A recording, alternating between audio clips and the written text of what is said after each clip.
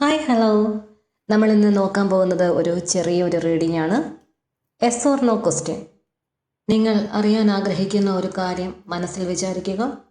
അത് റിലേഷൻഷിപ്പ് ആകാം, കരിയർ ആകാം, എന്തുമാകാം.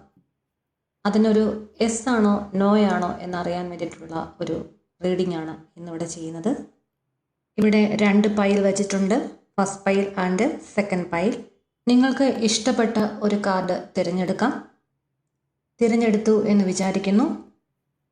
അപ്പോൾ ഫസ്റ്റ് കാർഡായിട്ട് വന്നിരിക്കുന്നത് ടെമ്പറൻസ് കാർഡാണ്.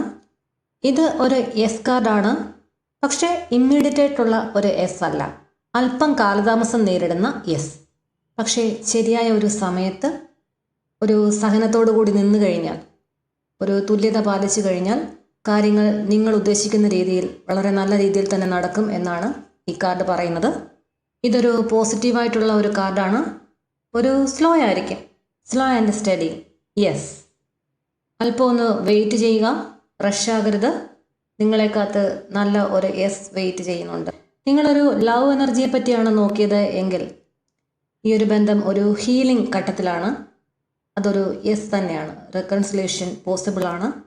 Understanding will come. നിങ്ങളെ മനസ്സിലാക്കുന്ന ഒരു സമയം വരും. കരിയർ റീഡിംഗ് ആണ് എങ്കിൽ ഇതൊരു എസ് ആണ്, പക്ഷേ ഒരു സഹകരണം അതുപോലെ തന്നെ ക്ഷമയും ഇതിന് ആവശ്യമാണ്.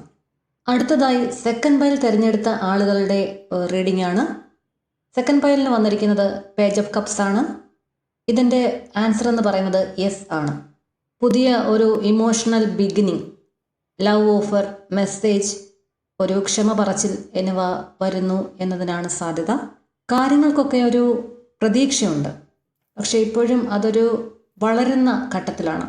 ചോദ്യം ഒരു ഇമോഷണൽ നീഡ്സിന് വേണ്ടിയിട്ടാണ് എങ്കിൽ, ലവ്, റിലേഷൻഷിപ്പ്, പ്രപ്പോസൽ, മെസ്സേജ് എന്നിവയ്ക്ക് വേണ്ടിയിട്ടാണ് എങ്കിൽ ഇതൊരു പോസിറ്റീവായിട്ടുള്ളൊരു ആൻസറാണ് യെസ്.